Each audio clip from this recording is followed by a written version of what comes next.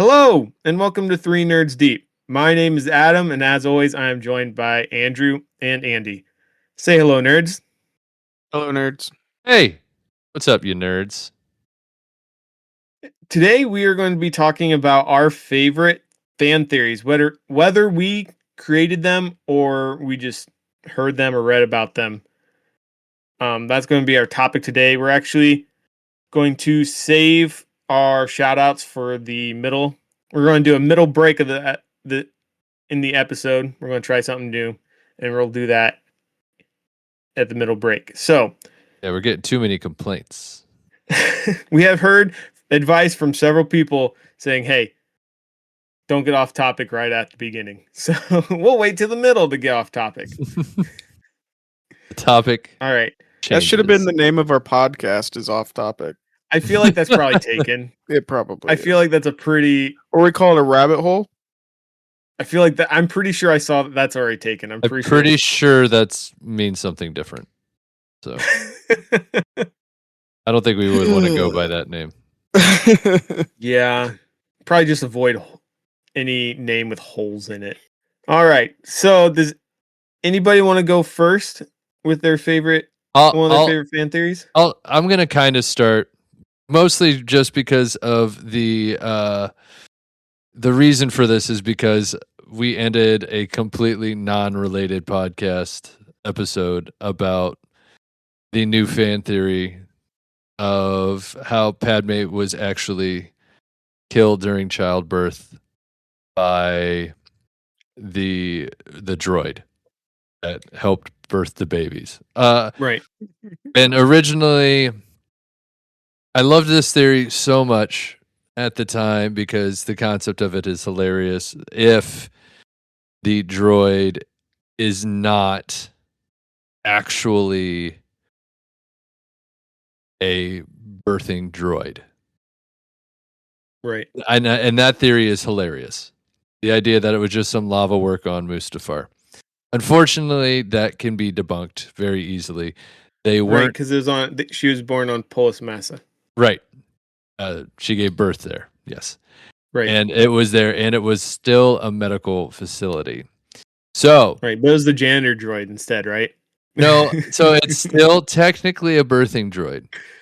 So, which makes it even that much more. I don't think it necessarily disproves it. There are a lot of I've done more research into it. This is kind of the sequel to that, where it's not as funny anymore. It's not as funny when you deep dive because I think it's more serious, and I think it's possible still. If it's not funny anymore, then I'm not interested. I think it's still possible that Palpatine had something to do with that droid. He had his fingers in about everything with Anakin's life. He knew Padme was pregnant. Lock it up, Adam. What? You know what you did. He had all the know-how with everything like this. And I'm still convinced, because I even double-checked to make sure I wasn't crazy, because I looked up the picture of this droid. That is a crazy shovel hand. And the other hand is like the strong hand from Scary Movie, but bigger. Like, whoever designed this robot, like it looks like a torture bot. If I'm going to be real honest with you, with this droid. I mean, we could ask our wives, or it's basically giving birth is basically torture. So this is true, and this bot looks like this droid is there to help make it worse, not help. Right. Instead of optimizing the birthing process, it's like we're going to optimize the pain. Yeah. We're gonna get that baby out. But it's gonna hurt real bad. And so I'm just picturing Jared Leto going, "I'm not gonna kill you. I'm just gonna hurt you real bad." We don't mention the Jared Leto Joker. We don't talk about Jared Leto's Joker. I did share this theory with another buddy. His name's Rusty. Great name. It is a great name. And he's a great guy. And anyway, With a name like Rusty, it has to be. It has to be. I asked my buddy Rusty about it too, and he's like, "Hold on, I got to take a minute to think about it." And so he actually believes a little bit more about she was sad to death and blames Obi-Wan, which I found is interesting because it Yeah. also kind of makes sense if you look at it. Depending on how fast light speed travels from their distance from where they were on Coruscant to Mustafar, in the matter of at most maybe I don't know, maybe 3 days time to hours, she went from being pretty happy and content with her life, terrified of the Empire, and had contingency plans for that, but for the most part, having a good time. And Obi-Wan comes in and it's like, yeah, by the way, your husband, he's like a psychopath murderer who's just murdered a whole bunch of children. And then she takes him to a planet. You're Or telling then- me she didn't take that well? Yeah, right. And then she takes him. Then she goes to a planet to go after him, where Obi-Wan finds out that she's with her. And then when she confronts what she thinks is going to be a private conversation, Obi-Wan's just there, Farming on Aura ship. farming, and then he murders her husband in her mind, and then he's there during the childbirth. Like, she kind of doesn't have much to live for. But the problem I still have with The problem with that is she doesn't know Anakin's dead. Oh, I'm pretty sure Because she even tells Obi-Wan, says, hey, there's still that's good in true. him. Please don't, That's you know. true. That's true. And actually, technically, Obi-Wan doesn't know if he's dead because he could have totally felt. Right. He was Obi-Wan still just alive. assumes. Granted, he finds out very quickly that he did not kill him. Right. But he assumes he's dead. Right. But I actually, unless it's some kind of weird fantasy magic of death, like sadness, death, dark sideness, I don't fully believe the sadness thing, and I'm still leading into the droid because if you do any type of research, and I actually did, into how depression can affect somebody's will to live in the middle, how many people have died because of extreme depression in the middle of giving birth? Now, postpartum's a real thing. Right. And people do suffer from that, but that's usually months. There's nothing immediate. There's not very many immediate cases where there's not some other thing happening. And so that leads me back to the original thing, is that the droid is in fact an assassin that murdered Padme at childbirth and then said, she's just real sad. And then everybody just bought it.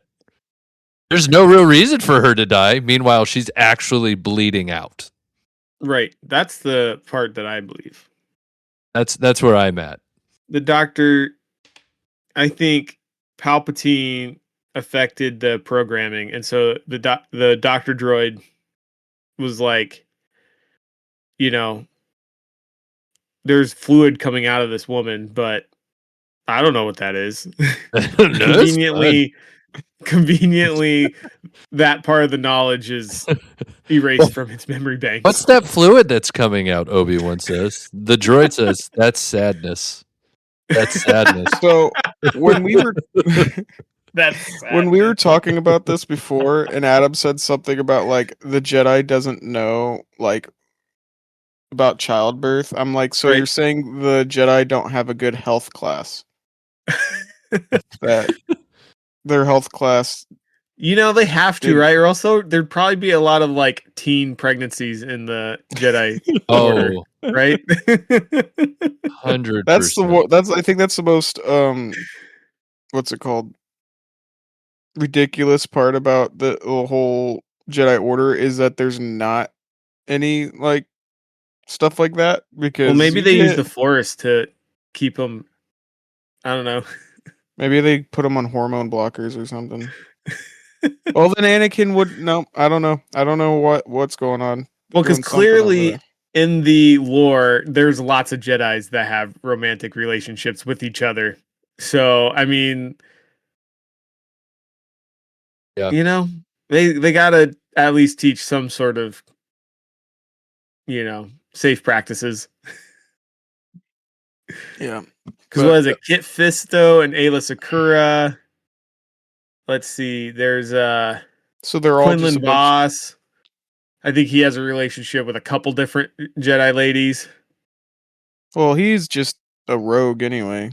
right? I'm pretty sure Qui-Gon was in love with another Jedi Master. I don't know if they ever acted on it, but they definitely loved each other. Obi-Wan and Duchess Satine, that'd be a fun what if. What if Obi-Wan left the Jedi Order with for Duchess Satine? Actually, I think that's a theory somewhere out there that something like that did happen. Right. But not like there is left a the theory that order.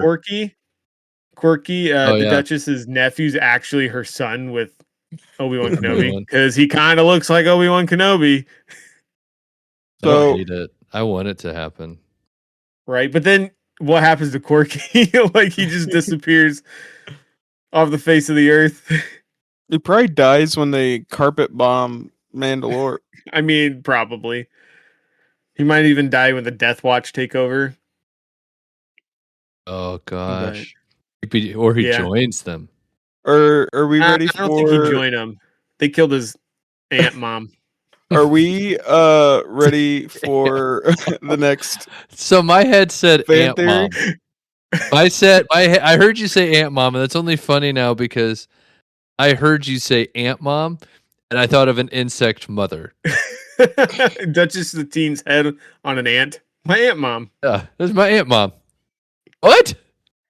And she's the queen. She's the queen, Aunt Mom. Yep. Anyway, yes. Sorry, Andy. I'm ready for your current and fresh, new, out of the box All right, I've got a fan theory. couple. Is this your fan theory or is this one you found? No, I did not come up with these. These are just my favorites that I doing research. I can't. I'm not like Adam. I didn't look up to see who came up with them originally. Um, but hold on, let me scroll. So the first one I saw, or my favorite, the first one I want to tell you guys about is that Snowpiercer. Have you guys seen the movie Snowpiercer? Yes. It's great. Is a secret sequel to Willy Wonka and the Chocolate Factory. I've heard of this. I've heard something along I have not this. heard of this. So, the two worlds that we're connecting in this fan theory is Willy Wonka and the Chocolate Factory, a whimsical, slightly unsettling story about a genius inventor who runs a magical, rule-heavy factory. Snowpiercer, a brutal post-apocalyptic story where the last of humanity survives on a rigidly structured train circling a frozen Earth. Mhm. The core theory is that Charlie Bucket grows up to become Wilford, the mysterious creator/leader of the train in Snowpiercer. And the entire train system is basically Wonka's factory scaled up and turned dark. The evidence that makes this work is that Charlie equals Wilford, same person, different name. Charlie inherits the factory at the end of Wonka. He learns directly from Wonka, a morally gray genius. Wilford is also a reclusive, godlike engineer figure. The theory says Charlie adopts Wonka's philosophy and becomes a colder, more extreme version of him. The train equals a factory. Both environments work within self-contained ecosystems. Strict rules you must follow. Punishments for disobedience. Hidden mechanisms everywhere. In Wonka's factory, you break rules, you get eliminated. Augustus, Violet, all that stuff. It's kind of whimsical in Wonka, but if you think about those punishments, like Violet, she had to be juiced. Sounds terrible. Anyway, in Snowpiercer, you break the rules, you lose limbs or worse. It's kind of the same vibe, just a little bit darker. The Oh. Oompa Loompas equal the engine workers. This is where it kind of gets a little wild. Both are short, exploited labor forces. Both do the actual work to keep the system running. Both are hidden from the elite class. In Snowpiercer, it's revealed that children are used to maintain the engine's mirrors in the and the hidden labor and the Oompa Loompas are the hidden labor behind Wonka's magic. Um and then there's obsession with balance and order. Wonka, everything runs on his precise rules. Chaos is punished. People must fit into the system. I don't know exactly if that's 100%, but he does have rules. But Wilford, the train must maintain perfect population balances. Order is more important than morality. Mm. This line of thinking evolves from quirky to authoritarian.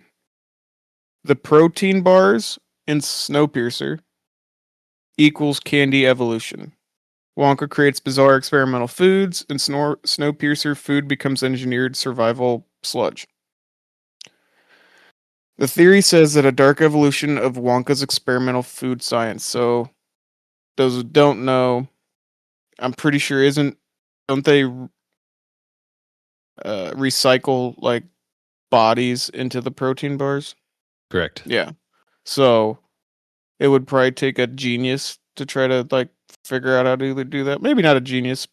I mean, I'm not gonna think about it too much because it seems weird. But anyway, the color coding and class structure. Bright, colorful, segmented environments in Wonka's world, and each room has a purpose. In Snowpiercer, each train equals a different world, and color design reflects status. So they give like an example. There's the chocolate room. You know, there's the room with the soda that makes you fly or whatever, and Mhm. then like in Snowpiercer, there's the nightclub. There's the place where the social elites live, and then there's like the crap area where you don't want to live. Right. In Wonka, there's the glass elevator that moves freely in all directions, breaks the rules of normal transportation, represents total control over a closed system.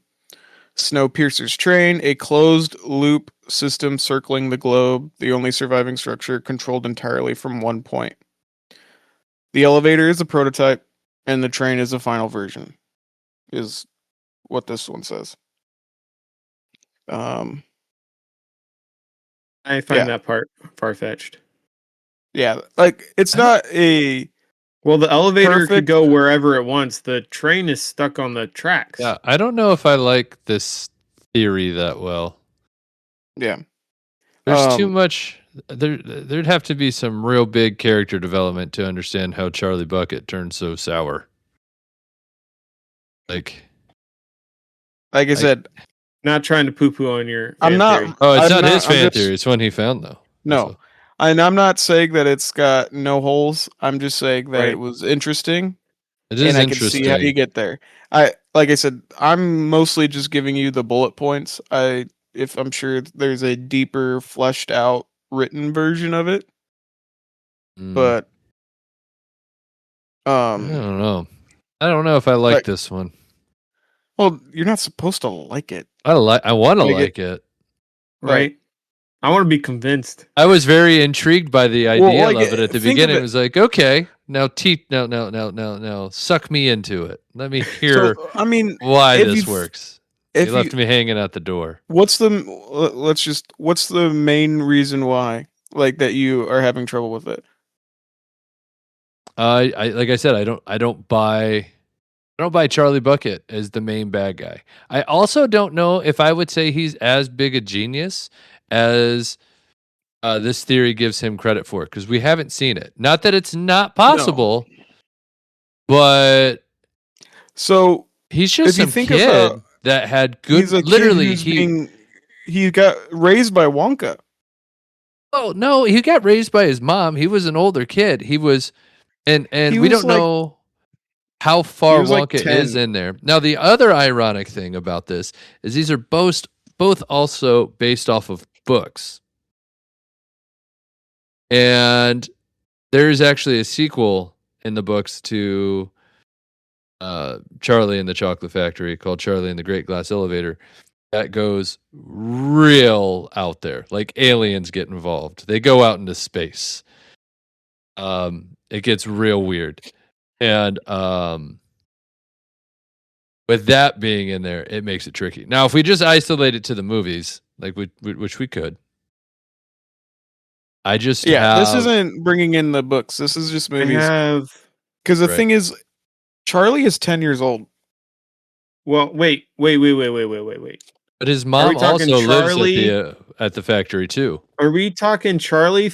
Charlie from the Chocolate Factory, Willy from Wonka. Willy Wonka, or the one from It the just says Willy 2005 Wonka. remake? It just So it's says the Willy Wonka. Wonka In one. the 1971 movie, he's supposed to be 12. Yeah. Well, And the actor was 12. 2005 movie, he's supposed to be 10. Well, either way, that's a very I have- impressionable. I think this theory works better if it's the 2005 version. I could see that. Because I can see that too. Johnny Depp's Willy Wonka's way more unhinged, I think. He's got a Well, lot of daddy issues that he could pass on to Charlie. So I get where you're saying that he's the 2005, but do you not remember the tunnel scene in the original? Right. It's kind of crazy, kind of creepy, and that's where it's like it's not necessarily saying that like Willy Wonka was crazy and whatever. What I think this theory is saying is that Charlie grew up with Willy Wonka, and as a 10 to 12-year-old, you're saying he's not raised. He's kind of being raised by Willy Wonka in the factory. Well, but He's his gonna mom's pick up also some of it. there. His whole family's there. His They- mom's not a great. Let's be honest. Well, she might be better. She's His not family's bad. great. She No, she's might not be a bad the mom. mom's. No, the mom's great. The grandparents are a little lazy. Can we talk about who's the villain in Willy Wonka and the Chocolate Factory? Grandpa We know Joe. it's Grandpa Joe. Grandpa Joe. That guy sat on a bed for probably decades doing nothing to help his family. Soon That's as that also- golden ticket comes up, oh, I can walk and I can dance around. You son of a gun. Just It's also more believable in the Tim Burton version because his act of oh my gosh, I'm just like he goes through like a whole process, a whole song in Willy Wonka and the Chocolate Factory, but in Charlie and the Chocolate Factory, the guy just stands up and starts dancing, and it's like you've been cheating this. dude, I'm just like, look at the house you're living in, and you're just going to stay in bed forever. Yeah. So Mhm. back to the actual hate back Grandpa to Joe. the actual He's the worst. fan theory. So the Right. reason why I think this works is yes, he's not raised by Wonka, but he's probably one of the biggest influences. And I'm not saying that like Charlie is inherently evil. What I'm thinking is that Charlie and the person who created the theory is probably thinking is Charlie grew up making chocolate, being inventive, trying to figure all this stuff out, and then whatever caused the apocalypse and Snowpiercer, he was like, I need to come up with an idea. And we know that Willy Wonka was a little eccentric and crazy and weird as much as he is lovable. Right. But we also see that there is like a little bit of a darker side to Wonka as he's the tunnel scene is a creepy scene. As a kid watching the movie, it's a creepy scene, and he also doesn't seem to really care. Like, if you think about like all the things that happen to the children when they disobey the rules, not really. He doesn't really care. Like, oh, the kid fell in the river. Run, help, police, or Yeah, whatever. Like he's not concerned about other people's That's 'cause well-being. he knew they were safe. Anyway, Just like I said, joking. it's not a perfect theory, but Yeah. I do think it works once you talk about flesh out, like, learning from Wonka, you get access to his tech, because Wonka's technology is That he stole from the ins- Oompa Loompas. is insane. And so who's saying Charlie couldn't have figured out how to like save the human race and been Here's- like, well, this is what we have to do to survive? If we're talking broader scheme, because on the small scale, I have a hard time understanding how Charlie became, like I said, like having a, even with all that, even with some bad rubbing off on him. I'm not, like I But said, the I'm not necessarily broader saying scale that he's is in a world where there's this much like type of magic in a factory that Charlie seems like, especially with the Great Glass Elevator, is going to kind of introduce more into the world with his reign as in charge of the chocolate factory now. Is that he's going to like, how would Snowpiercer even happen? Like, how did things not I know what necessarily happened. change? What happened? So there's a stereotype that old men get into trains in their old age. Willy Wonka got really into trains before he died. But what caused the snow? The sun blew honestly, up. Who I knows? wouldn't be surprised Okay. if somehow Wonka. Nuclear winter. It could be nuclear winter. I wouldn't be surprised if Wonka caused it by doing some weird experiment with snow cones, and it just it's like Cloudy with a Chance of Meatball, only snow cones. And it just, I like it. There we All right, go. There it is. That's it. All right, That's Adam. I came up with it on my own. What's your theory? That could be its own fan theory for Snowpiercer. Is Exactly. it Wonka was caused created by it. Willy Wonka. And that's how they're. I like that connection better than anything else. And maybe the guilt of helping Wonka cause it made him decide to try to save broke humanity. his mind and also Broke his made mind. him There we decide to help. We I mean, fixed I can it. see it. All right, Yeah, there we go. we fixed it. Theory. We fixed the got fan it. theory. We're all on the same page. This is exactly what happened. There we go. We brought it together. All right. What is your fan theory there, Adam? I'm not going to do my favorite one because I'm going to save that for after the break. But I have one that is kind of silly, and I really enjoy it. But this one is Game of Thrones takes place in the same universe as Star Trek. Oh. Explain yourself. I already want this to be real, but I don't know how. So, Game of Thrones takes place in a Dyson sphere, which is, you kind of get that vibe from the opening credit sequence when they're rotating around the sun. Oh my gosh. And in particular, the person, I forgot to give the credit to where this comes from. This comes from a Reddit post by gloomy_necessary494 created this, and he points to the Star Trek episode from season 6, I think it's episode 4, called Relics, where they encounter a Dyson sphere, or what they think is a Dyson sphere. And for one that you don't know, is a Dyson sphere is something that like encapsulates a star and basically feeds off the energy from the star to power things. Obviously, we can't do it yet. The construction alone. One of my favorite things to build in Stellaris is a Dyson sphere. But anyway, they encounter one, and it's an episode that brings Chief Engineer Montgomery Scott to the Next Generation show. Andy, you might remember this from when we watched it as kids. But he's trapped in a transporter, and they get him after the shuttle's been there for like 100 years. Something crazy. You're talking about Scott or whatever? Yeah.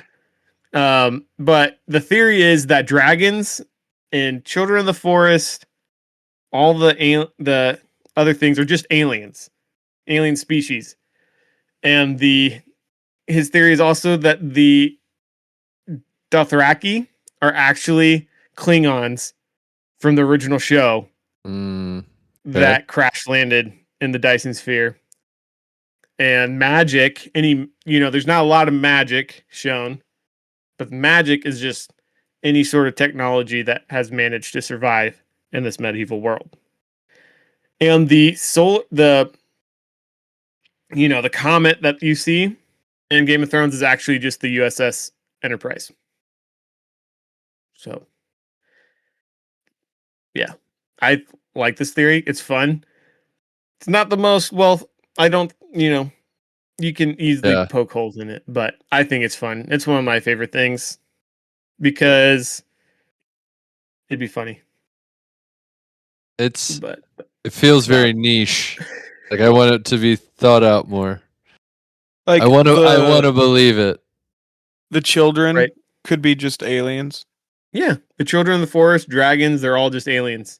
And you got there are tons of aliens that are telepaths and have what about psychic the White abilities. Walkers? I mean, they could be an alien species, or they were created by the children of the forest. All right, help me out. Ancient technology. Star Trek stuff here.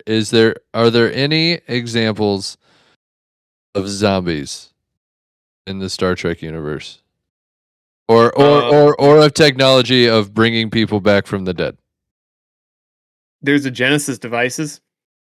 They bring Spock back to dead or back to life from. They bring him back to dead. You don't need a Genesis device. You just need a good blaster. I meant bring him back to life. I forget which one it is, but a Genesis device is used to bring him back.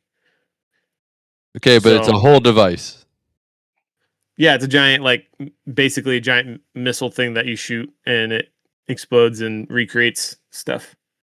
But I don't know the science behind it. Obviously, it's totally legitimate. It's real science anyway. Like how would that work on Jon Snow? To explain that. So I'll just tell you what a Genesis device does according to Star Trek. Okay. Right? We can determine. The Genesis device is a fictional terraforming technology from Star Trek that instantly reorganizes subatomic matter to turn lifeless celestial bodies into habitable Class M worlds. Oh. So basically, in the show, the Genesis device goes off, and Spock's corpse missile, whatever you want to call it, that they send him out because he dies. Yeah, and you get that most iconic. You will forever be my friend or whatever. However you say that. Haven't seen the movie in a long time, but they send him in there, and because of that, it brings him back to life. Mm-hmm. So maybe the children of the forest have many tiny Genesis devices that they insert into people's bodies and brings them back to life. But what's into everybody's or just specific people's? Well, like Jon Snow, the Red Priests, they got little tiny Genesis devices that they. Okay. Because Catelyn Stark in the books gets brought back to life. Beric Dondarrion gets brought back to life. But aren't they not zombies? No. So maybe they have broken Genesis devices. Right. Maybe children of the forest. Except for Jon Snow. Jon Snow's the only one that doesn't. He got the real one, which would actually make sense. They have many versions of these Genesis devices. I'm Googling because I can't remember off the top of my head if there's zombies in Star Trek. Give me a second. Give me 2 seconds. I mean, space zombies. There's definitely some in what's it called? In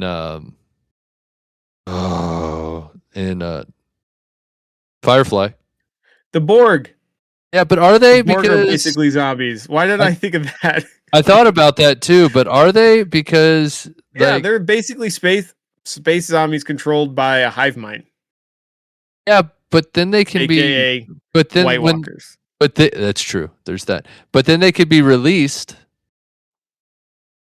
Well, basically they're released the same way White Walkers are. White Walkers control a bunch of different whites, or no, whites control white.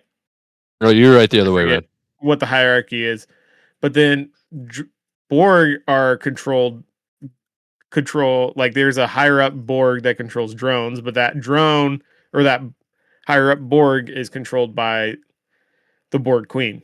So what we're saying is George R. Martin and or Star Trek either ripped off each other for their series.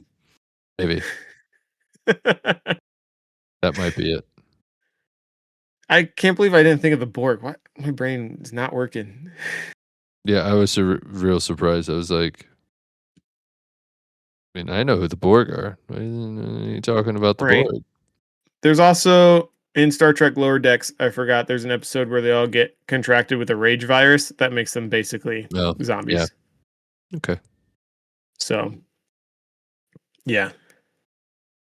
But yeah, that's my fun fan theory that is also probably not the best. But it's not the most like convincing. I have better ones, but I just came up I with like a that one fan because I theory. love Game of Thrones and I love Star Trek. And yeah, so I just came up with a fan theory, and I bet you somebody else has because it's not well thought out. But I haven't done any research. I right. just kind of just thought of this. Hit me with it. What if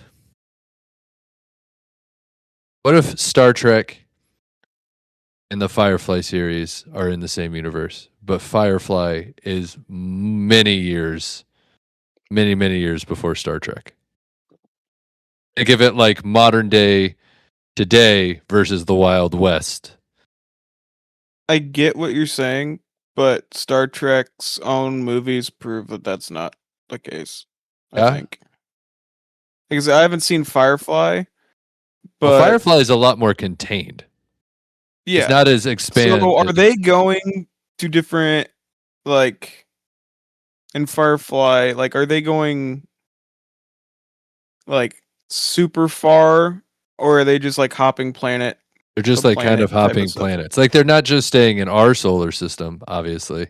See, that's kind of the problem is, like, so you got the Star Trek Enterprise show where they haven't really left the solar system much, like, at all. If I remember correctly. But it wouldn't be a different So, solar system? Yeah. like, Adam's watched more of that show than I have, but like the Star Trek Enterprise show, like they're just starting exploring space. Like they haven't really, in Star Trek Enterprise. yeah. Like it's Oh, okay. like Yeah, they might they're have like hopped from planet to planet They in have their their own first solar warp. system. Yeah, Okay. I don't Because know. there's a I whole can't movie remember, about but there's a whole movie about how the warp engine, they go back in time to help the guy who creates the first warp engine and stuff, and right. that's The only thing that I can think of that could be technically part of the Firefly, but the thing is, Firefly, because I've never watched Firefly, they travel like faster than light, right? In Firefly? Yeah. Or does it take them super long periods of time to get anywhere? I can't actually remember right now. Because there was World War III that took place about 30 years, and then after that there was a post-atomic because I guess nukes go off, but there's a post-atomic world that's another 20 some years after that, but that's all before they really developed warp drive. So They use something called a pulse drive in Firefly. right. It's a relay. It relays an inertia reduction to high speeds without traditional faster than light technology. Okay.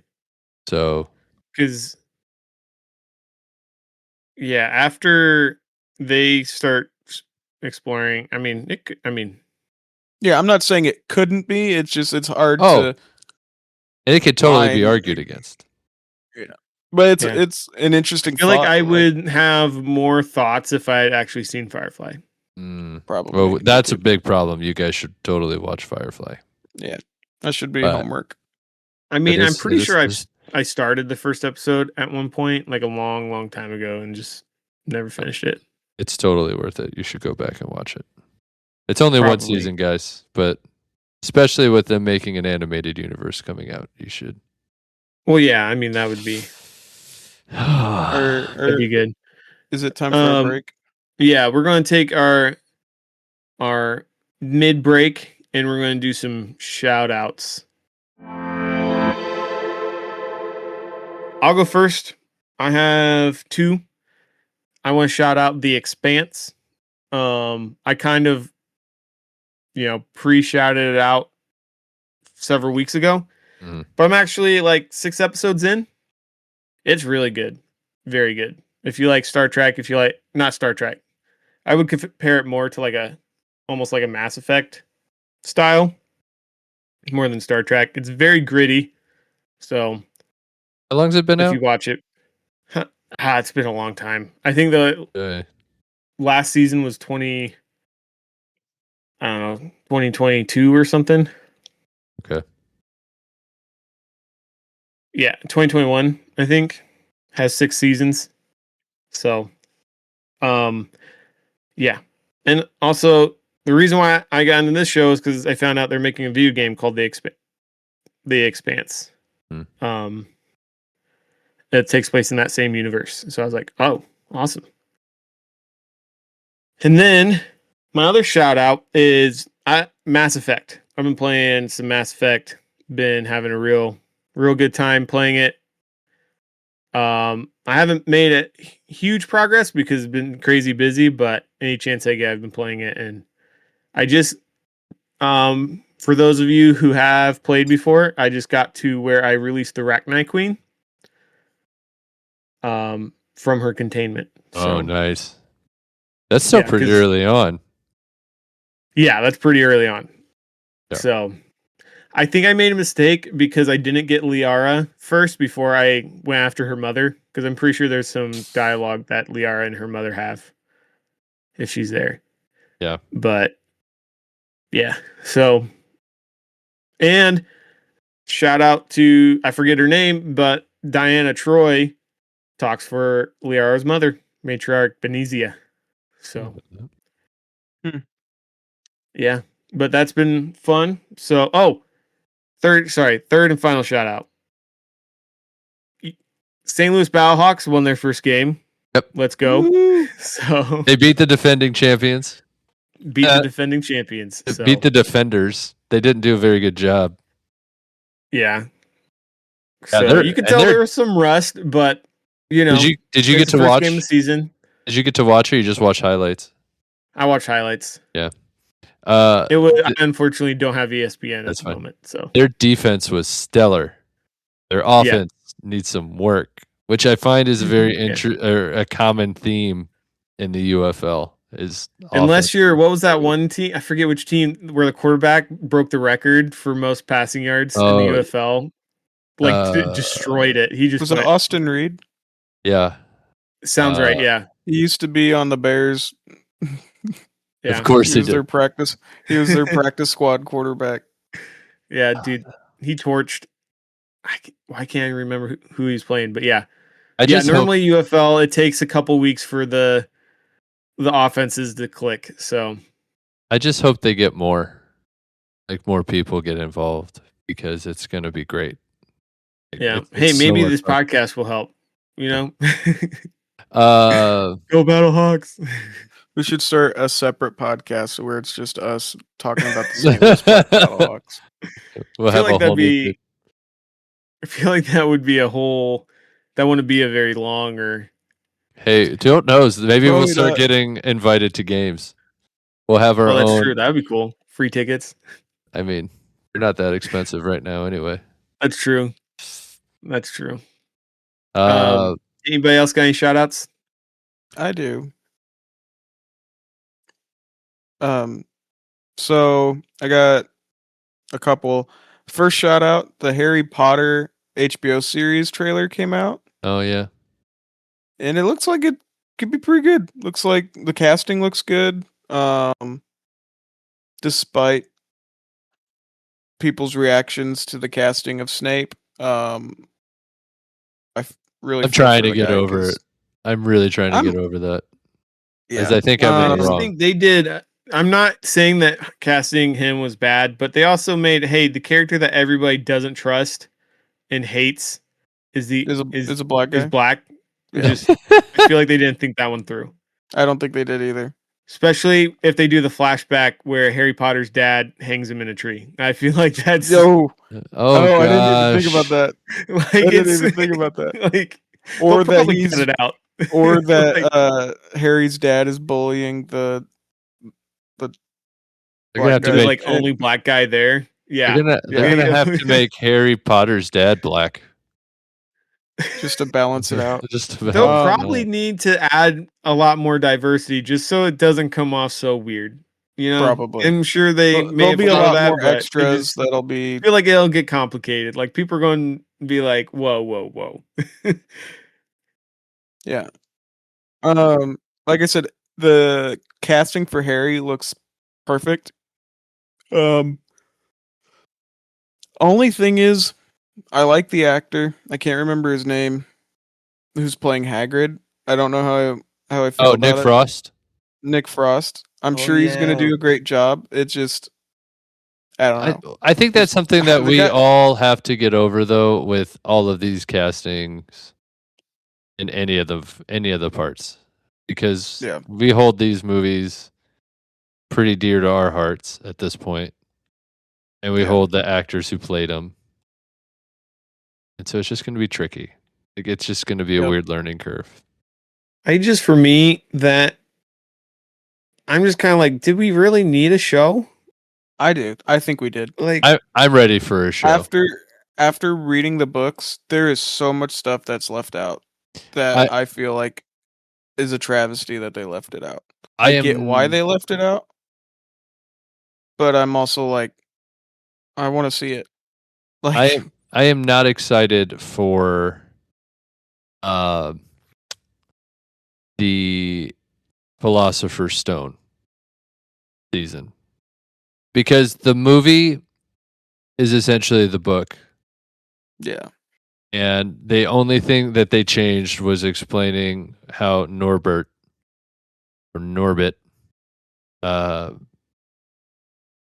how he was gone, and it made more Isn't that sense. He's the dragon. I was thinking of what's that one movie with Eddie Murphy? Eddie Murphy? Nope, that's also Norbert. But That should be someone should do that and replace the dragon with Norbit. But that's the only Yeah. thing. That's the only thing that they changed. And honestly, I think the movie did it better. I think it was just some unnecessary stuff that was in the books. Maybe other people loved that. I was like, I felt it was unnecessary. I think it's going to be really cool to see them do the other books. Right. But yeah, you're right. Philosopher's Stone. We didn't really need to see that again because I'll take more Chamber of Secrets. Chamber of Secrets wasn't like also Chamber of Secrets didn't need a whole lot in it, but there were definitely some changes that they should make. I can't wait till like the last 3 books, those seasons. There's so much missing that it's like. Well, and I think they're going to be more than one season. I think if each book is a season though. That's the plan. Well, then they're going to have more episodes or something. Otherwise, they're going to cut. They're probably going to be like 10 hour and so like 20 minutes. Total. Probably going to be more like Game of Thrones. Where and that's the problem with the Philosopher's like Stone and Chamber of Secrets is that those books aren't that long. Yeah. Like it doesn't take you 10 hours. It doesn't take you 10 hours to read those books, let alone to watch a show about it. Yeah, those might be a little bit shorter, but I'm guessing they'll probably stretch out the episodes or do more episodes for the later books. My second shout out is the trailer for Masters of the Universe came out. A new one anyway, yeah. Yes. I was going to say, I thought you already shouted that out. No, this was like a full trailer. Like the other one was like a teaser. And I don't know much about Masters of the Universe, but I'm excited for this movie. It looks the right amount of like campiness. That's They gonna hit the hit sweet spot. like Like it hit the sweet spot on campiness. Like it looks like it's gonna have seriousness. It's gonna have some humor. It's gonna be a little cheesy at times, I think, and I'm all for it. Like Yeah, I wish I knew more about Masters of the Universe. I have a buddy who knows a lot more about it because he grew up in the 80s, and he's really excited for it. So any other shout outs? no, I think that's it for me. I have a shout out. I'm going to go see tomorrow with my family for a matinee. Gonna go see Super Mario Galaxy, the movie. I'm really excited about it. Yeah.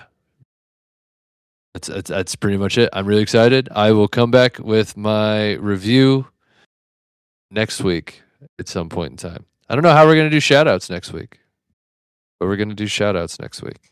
Yeah. I started playing The Division this week, which is an older game. It's been out for a while, and I picked it up once, and then I started playing it in response to the fact that Adam is going to run a one shot for us, or maybe a one shot, or a multi episode, one shot or one multi episode D&D campaign of The Division. So, Adam, now here is your segue into if you want to talk about that. That's you know what you originally could it do was. in editing, Adam? You could play like the intro that you sent us That's Oh true. yeah. as a teaser Yeah, for the. I'll do that. Cue the intro. Hey, Adam, can you talk in depth about what's going on in The Division? Maybe like right now.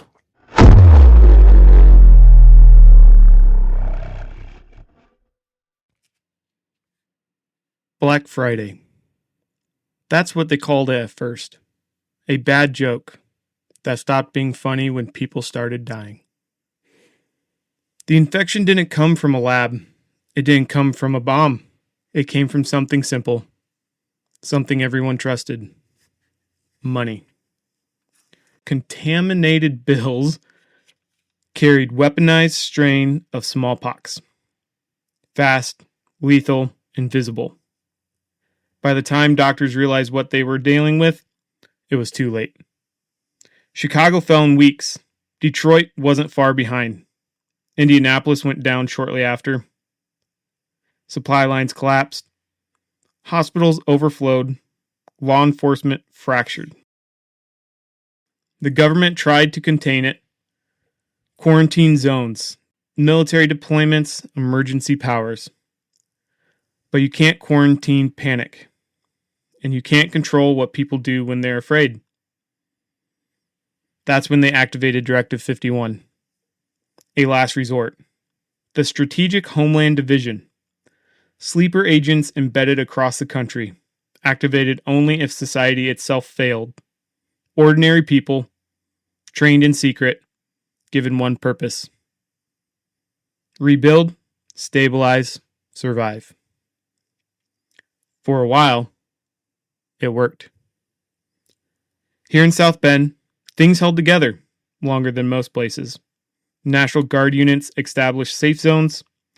Police kept order where they could. Division agents operated in the shadows, keeping the worst of it from spiraling out of control. But then, the network went down. Isaac, the division central AI, went silent. Communications died. Command vanished overnight. No orders, no reinforcements, no answers. That was 7 months ago. Now the city is something else. Snow falls through broken rooftops. Fires burn in the neighborhoods. No one patrols anymore. Every block belongs to someone or something. Militias enforce their own version of justice. Armed groups fight over food, fuel, and territory. Former soldiers and police have become warlords or ghosts. And people caught in the middle, they're just trying to survive one more day. For months, you have been doing the same, holding on to whatever scraps of orders you could find, avoiding the worst parts of the city, watching, waiting, surviving. Until tonight. Your watch, silent for over half a year, flickers to life. A faint orange glow pulses through the darkness. Static crackles in your ear. Then a voice. Isaac, online. Signal integrity, unstable. SHD node detected. Union Station, South Bend. Warning. Joint Task Force designation, compromised. Directive. Liberate and restore. Union Station, one of the last division hubs in the region. If it's still standing, it could mean power, communications, control. It could mean hope. Or it could be something worse. Either way, it's the first signal anyone's seen in months. You aren't chosen because you were the strongest, or the fastest, or even the most prepared. You're here because you're what's left. Agent, the division is active. Where were you when your watch came back online? There you go. Now you have your cue in. Jump back into Wow. the rest of our fan theories. That was a really cool intro what you just said there, Adam. You came up with that all on your own right now in the spot right right off here. the top of my head. That was amazing. That was so cinematic. How'd you do Yep. that robot voice like cinematic thing like right there? Right as we're Were you just sitting prepared? I didn't know you had Raymond's thing. Nope, that is. I just use my normal voice. What are you talking about? I just... How'd you change what you were wearing? Wait a minute. How did I know you were wearing something different? I was wearing the same thing. I recorded that today. You didn't record anything. We're gonna have a couple of guests Yes. Yep, we're gonna have the division. we're gonna have our good buddy, former I don't know, like our Still previous- DM? voice of the DM is Voice now of going to be a previous. player this time. Mr. Raymond will be joining us, and then another good buddy of ours, Zach, will be also joining us. It's going to be a new voice of the Cool. pod. We're going to be 3 nerds deep plus 2 other nerds. Right, we'll be 5 nerds deep. No, we can't do that. That name might be taken. All right. We should also. Oh, go ahead. No, go ahead.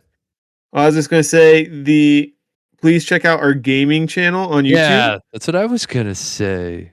We have our first Baldur's Gate 3 episode up, so please check it out. We And didn't just die like, in comment. the tutorial. Do what? We didn't die in the tutorial like two We did other not people. die in the tutorial. I might be posting a blooper clip of Andrew and I Oh, you failing should. at the tutorial. I want to see it. You If that wasn't should. there, I wanna You see should do like a hypercut of it because it's. I Right. think it's worth it. I think there's some things in there. Yeah. We actually play as Teddy Roosevelt and Krakus Quiverin. Krakus Criver. So, You do? Yep. I didn't know that. yeah, we also tried Oh. to make our what are they called? The Guardians look. At least I did try Yeah, to make we mine tried. look like Leo Barros. Leo Barros. So Since you weren't That there. makes Yeah. sense. That I makes do sense. think it'd be fun at some point in time to do a D&D or a Baldur's Gate playthrough with those 3 characters as well. that would be a lot of fun. So, but yeah, check out the channel. Yeah, I have posted a lot. We have a lot of videos on there because I did finally link us to YouTube Music, so a lot of our podcasts are also on there. And then you can Is it called 3 Um, Nerds Deep Gaming or just 3 Nerds Yeah. Deep? 3 Nerds Deep Gaming. Okay.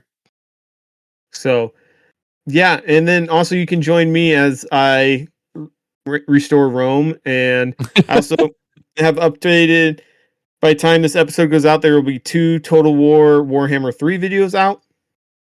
So yeah, you can join me there and join us.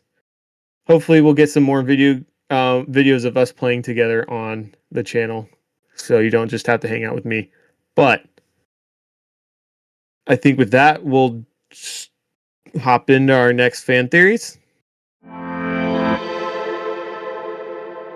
Who wants to go first on the second half of the fan theories?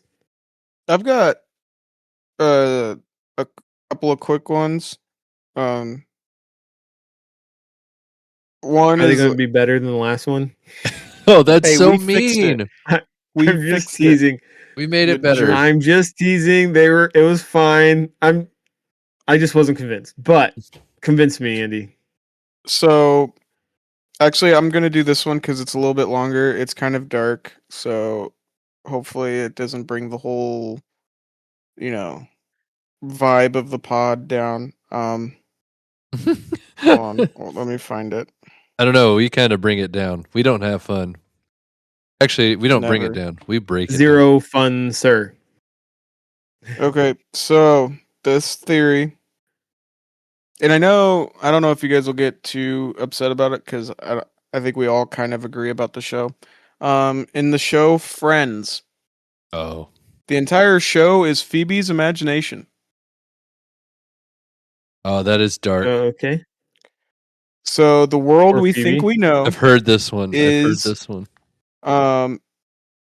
it's a light, funny show about 6 friends in New York. But this theory flips it completely. The core idea is that Phoebe Buffay didn't actually live this life. She imagined it as a coping mechanism. In reality, she's still struggling, possibly homeless or isolated, and the friends we see are idealized versions of people she wishes she had. Yeah. Oh, man. Phoebe's I actually real love this theory. Phoebe's real backstory is brutal. Phoebe Mhm. canonically is Canonically? her mother died by suicide. She lived on the streets as a teenager. She mugged people. Her family life was chaotic at best. Hmm. Compared to the others, Rachel, spoiled but supported. Ross, stable career and family. Monica, structured home life. Theory takeaway, Phoebe's reality doesn't match the sitcom world at all. The world feels too perfect. Because I know it's a TV show, but let's think about it this way. Massive New York City apartments on low incomes. Well, Endless free time. and Constant hangouts at one It's coffee also shop. the 90s.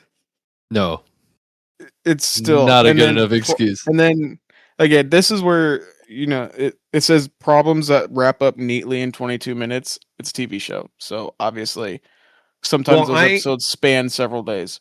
Or weeks. I'm not done. So Phoebe is the And, most detached character. and Phoebe anything, often breaks. or just say, and nothing really bad happens to Phoebe. Not a lot. No. Phoebe often breaks social norms without consequences. Mhm. She says bizarre or surreal things, feels slightly out of sync with reality. She casually references traumatic events like their jokes, and she has strange beliefs like auras, past lives, stuff like that. Or her mom is inside, mom's spirit is inside of a cat. That was where, anyway. Yeah. Mhm. She's Mhm. not. So the theory goes on to say she's not quirky. She's constructing a reality she can control. The friends represent pieces of a perfect life. Monica, stability, home, control. Chandler, humor as coping. Joey, loyalty and simplicity. Rachel, growth and independence. Ross, intelligence and belonging. Together, they form the life that she wishes she had. Together they form Central of form of a healthy life. Central perk is her safe place. It's always warm, welcoming, always available. Like almost always that couch is available. Well, Theory, that's because they have it reserved. I guess. It's not a real place, it's just a mental safe room. A place where people listen, no one leaves her, and she always belongs. So this next part is that some fans push this even further. Phoebe occasionally seems aware of the show structure. Mhm. I don't know exactly. It doesn't give examples, but her songs reflect deeper loneliness. Her humor often masks pain. She may still be alone somewhere, imagining conversations that never happen. So this is where it kind of gets dark, It wasn't Or already maybe- dark. It's already dark. maybe- We're there. or maybe a little bit hopeful. The final scene of Friends isn't six friends moving on. It's Phoebe letting go of a fantasy she created to survive. Yeah. Nope, that's hopeful. Or So- she's dying. Or she died. Or yeah. She's Like I accepting said, that one's dark, but I was like, this one makes so much sense I that don't. it. I mean, this one this one out of everything we said so far makes the most sense, but I hate it. Yeah, I like think it doesn't I make hate you it. feel I think good. it's great. It doesn't I make think you it's feel fantastic. Phoebe is- Phoebe is like the only character to me that And is Joey. consistently good the entire show. Yeah, Oh. Joey and Phoebe are consistently good. Yeah, and Well, Joey's if anything, they're too, but, like, consistent. If anything, they're consistent. That's true. right, but like I always enjoy Phoebe, Yeah. even though she also drives me nuts sometimes. But I enjoy her. I don't like this. I don't like. I don't like it. But it makes too much sense, and I don't like it. I think that's why it works so well, and that's why you're so mad at it. Is like you know that it's probably true. I'm going to live in Phoebe's fantasy world too. Because she also talks about like part of her traumatic is she had like a pimp spit in her mouth or something like that, or spit in her face or something like that. Like it's just Yeah, Yeah. no, it's gross. Like I Like, does she have even heard have a this twin theory sister? before. Do what?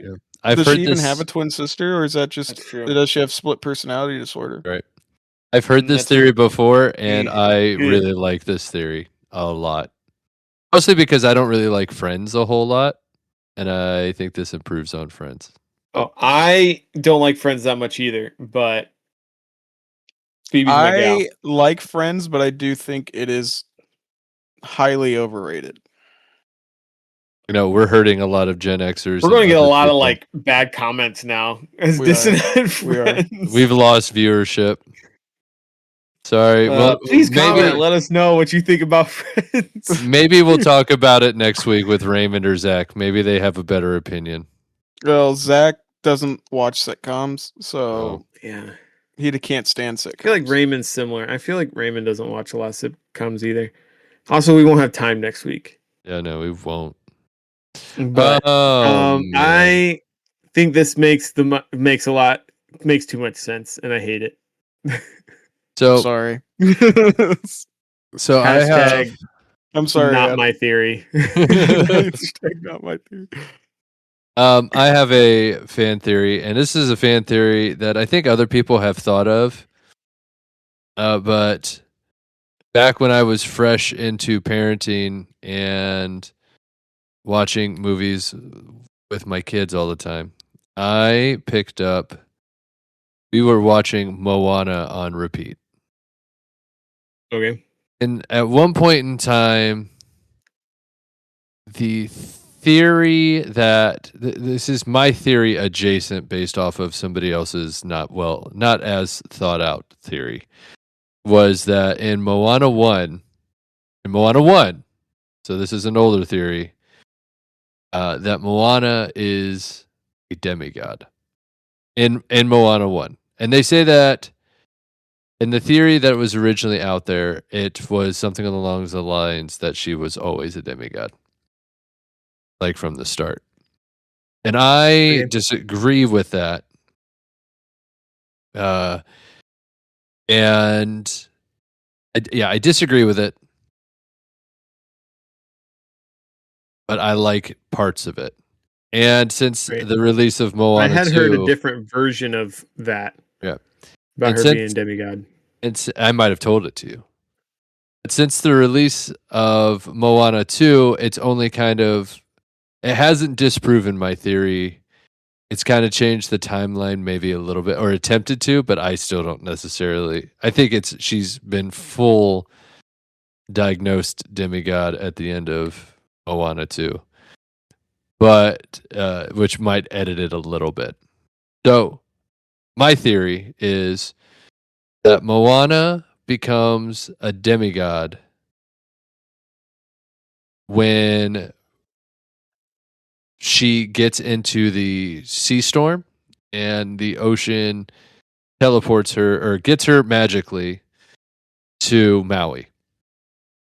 Yep. And something happens in there from when she passes out and is transformed in the ocean at that point in time, that when she shows up to Maui's island, she is a completely different version of herself. Not somebody who's lost in personality. It's mostly just physical traits that you see throughout it. But I believe it happens at that point. And I believe it Right. happens at that point because prior to it, there's nothing really that is any indication that Moana is a demigod. She's just a regular person. And there's magical things that are mystical things that are happening in the world. And the ocean has always kind of been, I guess, attracted to her. But it's not until that point in time where something happens with her and the ocean that you start to see physical traits change. And it's not like visible. It's not like she gets bigger or gets buffer. But the first hit that you notice, literally a hit, is she takes an oar and hits Maui in the gut to the point where it actually hurts him. And if you go back and you look at that scene, this one was pointed out by somebody else. But if you go back and you look at that scene, he gets hit in the gut and he actually looks surprised at the fact that it hurt. Like he didn't Right. expect for that to happen. And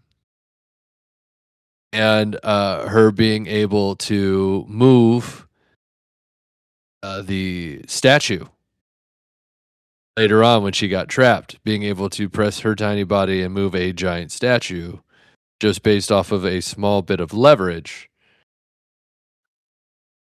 That is another severe act of strength that she just doesn't quite understand. And then the next big detail was the realm of monsters when they reach there. Because he says, no mortals are able to just jump into the realm of monsters. And what does she do? She perceives to just jump in, implying that if you were mortal and you jumped in, you would die, yet she doesn't die. Further proving that she's more than mortal at the very least. Especially after smashing her face in the ground. Right. Yeah. He's like, oh, she's dead. And she's not dead. Like Maui, she hit so hard, Maui's like, yeah, she's gone. The thing is, if I what you're saying makes quite a bit of sense. But wouldn't she have gotten a tattoo at the end of the first one? This is why I don't think this is where I've had to change my timeline. I don't they've kind of said with the second one that tattoos are hinting at demigodhood. However, other people on her island, they show them getting tattoos there too. Yeah, but they don't. I don't necessarily appear. right. I don't necessarily think this is where I've had to modify it since Moana 2. I don't necessarily think she had, even at the end of Moana 2, fully developed into that story arc. I think that was something that we were just seeing developing, making my theory less that she's always been a demigod, which I never thought, and more that it started, her actual demigodhood story started then, not where they're saying it starts or where it might depict that she's reached it at this other part. I think she's always been there since Moana 1 at the storm. And then they just kind of further developed it into the sacrifice that she made of everything at the end of Moana 2. So, But I don't think necessarily sacrificing yourself is what makes you a demigod in the Moana world, because that's not what happened with Maui. right. he didn't sacrifice his actual life. And if he did, he would have recognized that that's what was going to happen with Moana when he was there in Moana 2 watching her. Well, Maui became a demigod because the gods took pity on him after his parents threw him away. Right. So that already set the mean- precedent that it also doesn't after matter he was if thrown you're into the born. ocean. Yeah. Right. Yeah, So- and that's part of it. That's why Maui's a demigod, technically. He's not full god. And so they're going to be messing with full gods in whatever Moana 3 I imagine will look like in the next 10 years or whatever. But Yeah. and then with them showing in Moana 2 who are actually fully developing into that demigod style where she has that. And we still don't. And here's the other thing, even with that, it's not like she has more powers. that we know of. Right. But it doesn't. She gets the tattoo, and the tattoo Magic just Her shows aura is magic now. her aura's magic. Yeah, her or. But that doesn't necessarily mean that the tattoo is. And even still, right. Well, the tattoo doesn't necessarily mean is the tattoos show up after you accomplish something. Like Maui says his tattoos would just show up after he did something. Right. So Right. my thinking is if she was a demigod in the first movie, her tattoos would have magically shown up right. My after the first movie. You know what my I mean? wife Like, and I'm I not have talked extensively about this. you've been in a household that For a long watches time. Moana a lot. Right. My daughters were obsessed with Moana for the first 3 years of her life, and now she switched to Frozen. But That's a bad choice. my theory, my theory is that her bloodline has divinity in it. Mhm. Because the grandma also seems to have a relationship / special knowledge of things that everybody else doesn't. Mhm. And I think that could her just be because bloodline, she's the village crazy lady. right? That's what they think. But I think that the father also got a chance to do Moana's path. And when he encountered the waves, he got scared Mhm. and stayed on the island forever. I like that idea too. And I think that the whole trial is it's basically a trial. You know, testing her to see if she's worthy to become a demigod. And like the first one, it was a lot. But it wasn't quite enough to get her there, and actually sacrificing her own life. You know, in this instance, she was deemed worthy. Right. And became a legit demigod. There's also another theory that Moana dies. Oh yeah. Like legit dies. In that ocean. And that's why she can enter the realm of monsters, is because she's like, Maui doesn't say no mortal. I'm pretty sure he says no living mortal can enter would enter the realm of monsters. I could be wrong. Oh look. It could be. But they're like, my wife, she thinks that like Moana died. And so she be in the first movie, and she basically she's became a zombie? Or not a ghost? zombie, but like the ocean brought her back. Kind of like in D&D, like a revenant or something, maybe.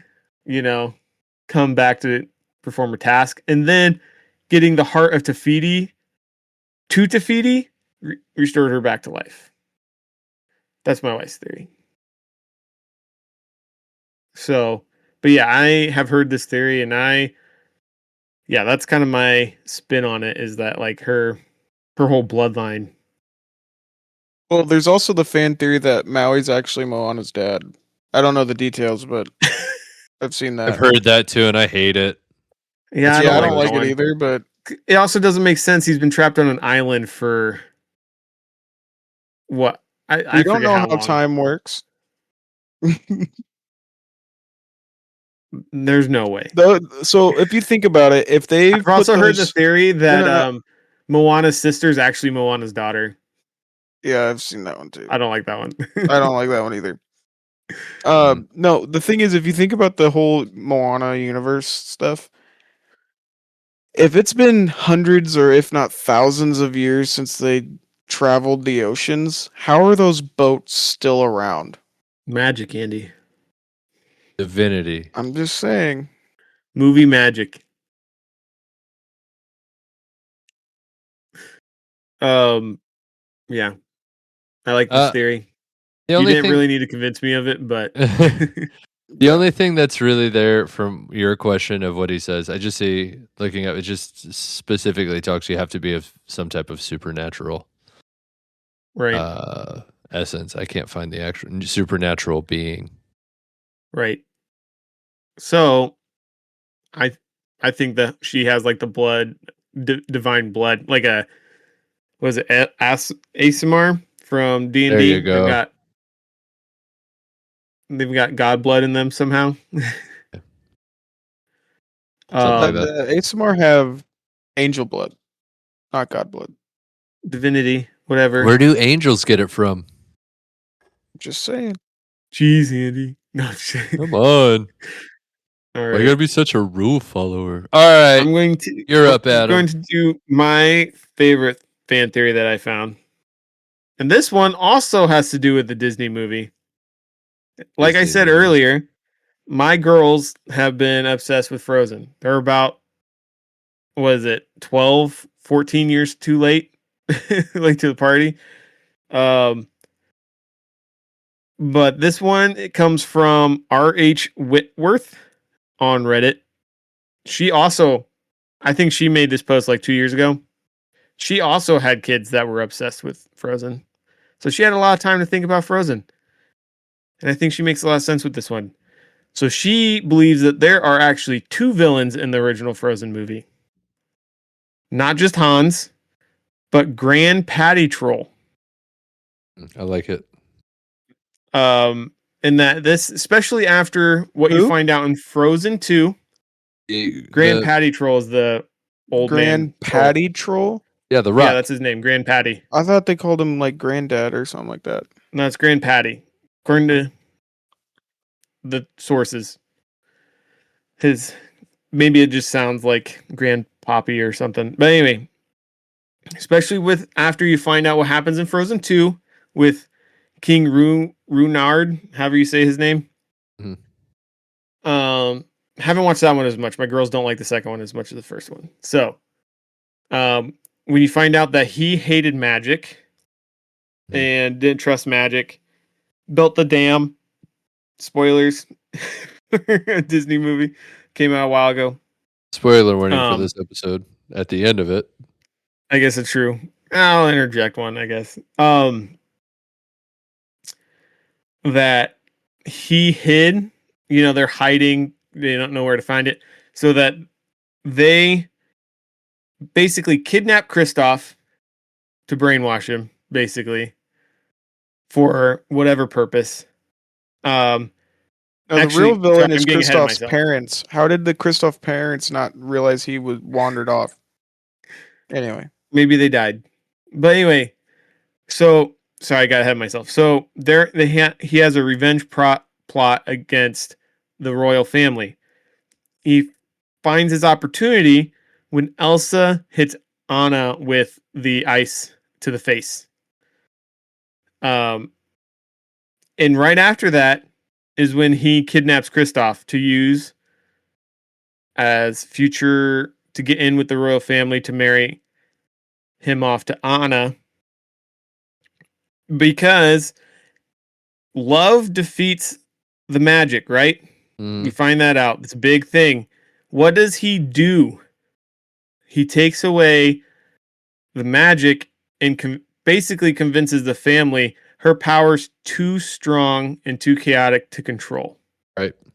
So But he instead doesn't of say having that. a loving, nurturing family bond that could probably help regulate some of her emotions, she gets isolated and trapped, basically. Which you I can don't. blame the parents for too. But I don't think I agree with this. But go on. Oh no, I'm here for it. I get what you're saying, but I don't. But they found even have a whole song about how they don't believe people can change, which makes me think that, like, even though they meet Anna, seems super cool, super sweet. To me, Wait. they Who has a whole song about how people can't change? well in the Fixer Upper song at the end they say people don't really change. Yeah, but Fixer Upper is all about how you can get somebody to change too. They say with a little bit of love, this Fixer Upper can fix him up with you. But they also at the end of the song say people don't really change, but love is a powerful force. So in my mind, that means they hold grudges and they don't actually believe. This just to me hints that the Troll King, whatever you want to call him, the head troll, Grand Patty. Yeah, Granddaddy Troll. Grand Patty. Oh, we'll call him Granddaddy. Okay, sure. I'll forget to say Grandpatty. But yeah, but that brings us to the one in that one that gets thwarted because of the love that Elsa and Anna have for each other and the loyalty they have for each other. He was hoping that, Anna Anna would die because he had no idea Hans was Hans and was, they kind of thwarted each other almost.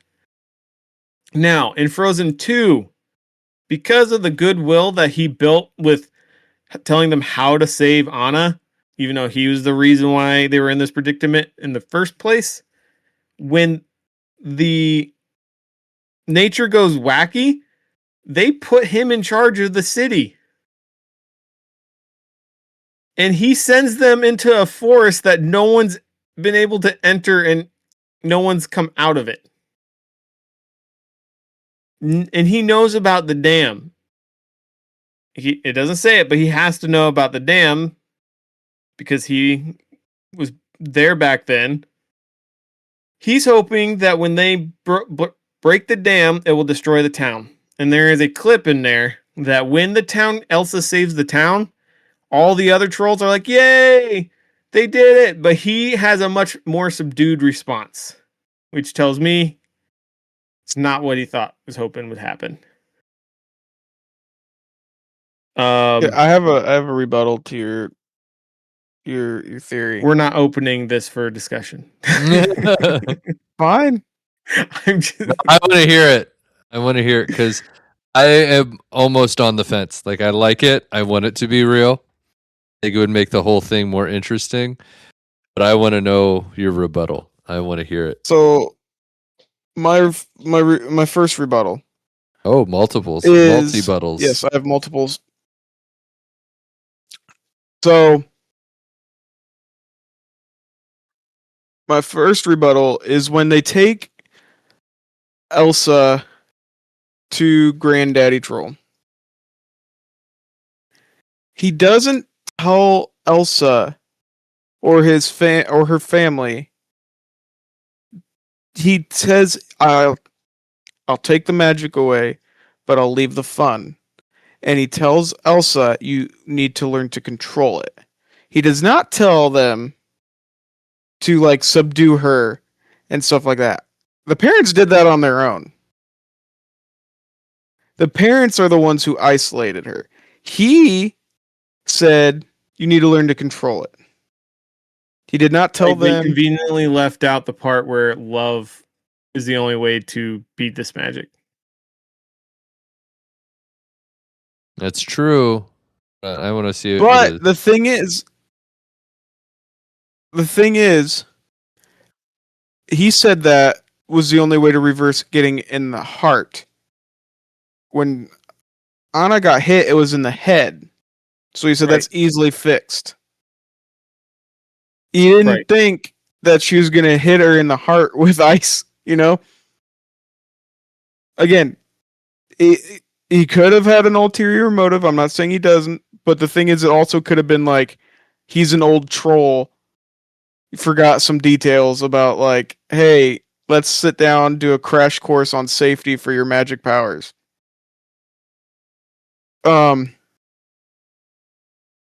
So, second thing is, when he looks, like, kind of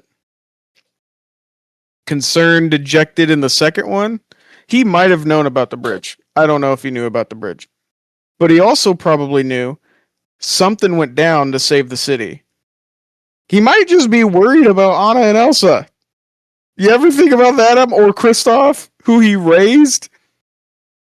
Like, Be a puppet. he's not happy that the city is saved. No, he's not happy because he's also like, I wonder what happened with Anna, Elsa, and Kristoff. I hope they're okay.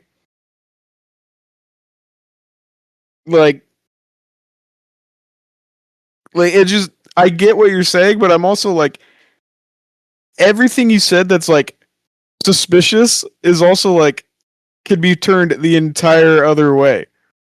What? You mean conspiracy theories most often can be overturned? What? I'm just saying that, like, With I get what you're saying. That don't make no sense. The theory makes sense, but it also doesn't have. I bet you believe we've been to the moon too, don't you, Andy? I do believe we've been to the moon, but I bet you think the Earth is round, don't you? I do think the Earth is round. I wanted this theory. I wanted your theory to be true, Adam. But Andy speaks way too much logic into it. I love the idea of him being fan the bad theories guy. are basically conspiracy theories, and conspiracy theories can more often than not be. They don't necessarily need to be good. Conspiracy theories make a lot of sense. They like could be JFK. They could be really good. By the Fed. They could be really good guesses too. Really educated guesses. Like RJ or R plus, what was it? I can't remember the Game of Thrones theory of R plus L equals J. I think that's a good fan theory that came true in the Game of Thrones TV series. That's because that was pretty obvious. Oh, but still, it's a theory until it actually is proven. Right, but and it hasn't been proven in the books yet. Dude, if he changes that, it's going to be like, dude, why? What were you doing? Like, I'm just maybe that's why he's never going to change it in the books because he's never going to write the books.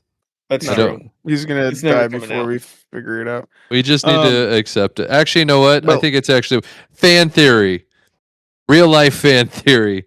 My theory is that he's already written the books. My theory is he doesn't know how to end the book, so he's just like, you know what? I'm just gonna not finish them. He finished them. He finished them 7 years ago, or something. Maybe. Something. He's odd just like waiting that. for a bigger check to come out. No, he's got just plenty of money. He just wants to punish us. He wants to punish us. He doesn't think we've earned it yet. Seeing that man? He's got no stress on him. He's not worried about anything right now. Because he already. I am a firm believer that he could probably die before the book releases. It'll be released posthumously. Yeah, they're gonna find it with dust all over it. 7 years of dust. 8 years, 10, 12 years, depends on how long they find it in an envelope that says "Don't open unless I'm dead." Unless I'm dead. Because then I don't have to deal with the backlash. That's right. Yeah. So, like I said, Adam, your theory, I like it's not my theory. Theory you brought to the table, I like it, but I'm also like, it's not like the Phoebe theory where it 100%. Phoebe is too real. All right. I think it's right. I don't like that here. I've got a couple of quick ones that I could just mention since it's getting kind of late. Is it the Darth Jar Jar? Because I've got a list. Throw that one in there. A small list.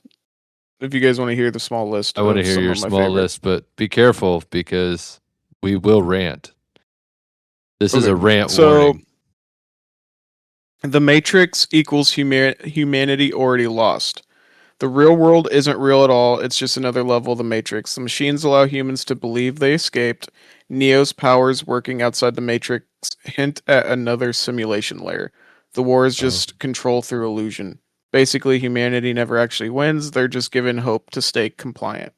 I've heard that one too. Why didn't you open with that one? That one makes so much sense because we are also living in a simulation. We just haven't figured out how to wake ourselves up yet. The next one is Kung Fu Panda equals post-apocalyptic Earth. Love it. Theory of the world is Earth after humans wipe themselves out. Talking animals evolve into dominant species. That's how it is Ancient anywhere. architecture resembles human ruins. No humans anywhere in history. Poe isn't just the dragon warrior. He's living in the aftermath of humanity. I mean, I think that one makes sense, but you could make that argument for like any of the movies Yeah.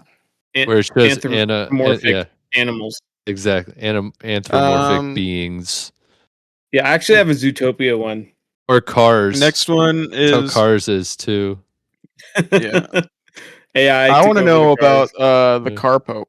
That's what I want to know. Yeah. The Toy Story, toys are watching you. Toys choose not to move in front of humans, not because they have to. They follow rules, but who made them follow the rules? They could reveal themselves, but don't. Some think toys are actually studying humans. Slightly creepy version. Childhood toys were always aware. TV show fan Is that theory. right, Akbar? Breaking He's Bad still equals staring at me. Walter White never changes. The theory Walt was always Heisenberg. He just didn't have an Oh. excuse yet. His ego shows early, gray matter resentment. He immediately jumps to crime instead of safer options. Power brings out who he really is. I've never actually Stranger watched Breaking Things. Bad yet. Me Me neither. neither. I watched the first two or three episodes, and I was like, "This show's not for me. It's too brutal." Stranger Things equals D&D is literally the truth.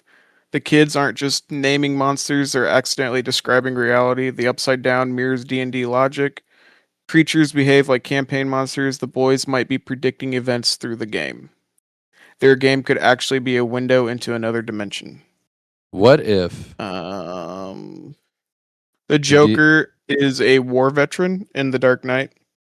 Joker has military training and PTSD, expert with weapons and tactics, strategic chaos, not random. Scar story changes like traumatic distortion, and he's not insane randomly. He's a product of war and broken systems. Yeah. Another one of my favorites that we don't have to get into because we already talked about it probably outside of the pod, but Jar Jar Binks being a Sith Lord. I love this theory, and I just- still want it it to just be true. It just makes too much sense. Like It would be Well, if so I'm not good. mistaken, I'm pretty sure his original plan for Jar Jar, he was supposed to be like a mercenary, not a bumbling idiot. So one of the things that I So, like kinda that fits. they use as evidence is that Jar Jar moves like a Force user. Is he dodges blaster fire with insane precision. He accidentally defeats enemies in ways that look choreographed. His movement resembles drunken style martial arts. I redact my theory. I'm going to go deeper. It wasn't Darth Sidious who killed Padme through the droid. It was Jar Jar. Jar Jar. I said It that was in the Jar Jar. pod. I agree. I want it to be. I said Yeah. that. I was like, I it was want actually that- Jar Jar. I don't know why people hate on this theory. It makes everything better.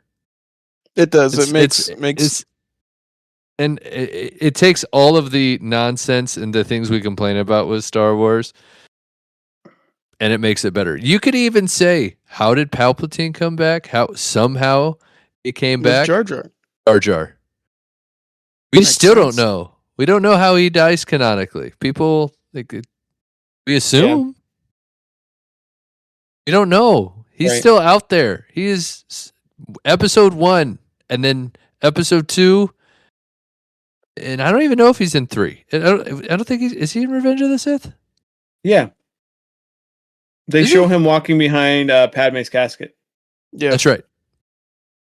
Oh my gosh! And yeah, I mean, he's in Clone Wars too, but right. And they also show him in Revenge of the Sith. He's like talking to somebody, but he doesn't have any vocal lines that you can hear.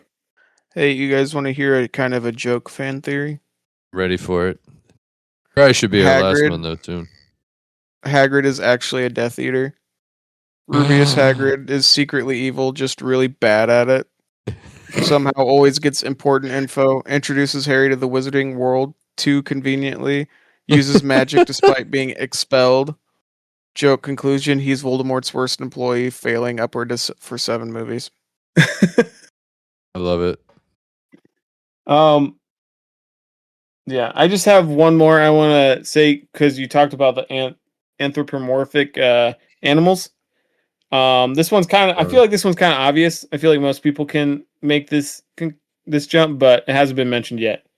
Zootopia and Ice Age are in the same universe.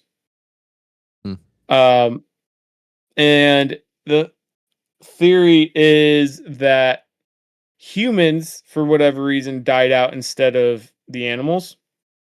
And if you look at Ice Age, and I think I haven't seen the second one, but the person who wrote this, I'm pretty sure said something about in the second one, or no, maybe it's the first one when they're in the museum. You see like the prey type creatures wielding weapons against predator creatures. And in Ice Age, the people who grab things, hold things like humans are the prey, the small critters first. And then eventually they all came back. And I think it's the second or third one. They even mention how mammoths are starting to make a comeback. Population wise. And then somebody like did the counter argument. It's like, well, why aren't there mammoths in Zootopia? There is a statue of a mammoth in Zootopia. Standing on 2 feet. So not every creature lives in Zootopia. So maybe, that you have the short film about why am I blanking his name? The guy, the Isom guy came from a different country to Zootopia. So they could just live somewhere else and they haven't encountered them yet. But, that's a theory is, cause you got like Sid is a little bit more, can use like draw and things. And then you have the weasel guy who has a knife and does stuff like that. And then you look at the museum, it's got, that sort of thing. And so that progression led to Zootopia. And for whatever reason, humans have died out instead of some of the other animals. So, have you guys seen Zootopia 2? No, not yet. Kind Dude, of, but no. It's great. Yeah. So we'll end on that unless anybody has anything else they really, really want to mention before we leave. No. Except for I'm really excited for the UFL season this year. Yes. I'm excited to go to the game. That would be Excited great. for the game. All right, that's all. Yeah. So and for next week's. Yes. So don't forget, join us next week for our Division D&D episode. I think the plan is tentatively to make that one a like mini campaign. At least a few episodes. But join us there. Remember, episodes release every Monday. That way you can start your week off with a new episode from us. Check out our YouTube channel. And just please leave us a follow or a review, a comment, anything. We'd love to get some of those to help us reach more people. And yeah, I think with that, we're out. See ya. Blur Deep!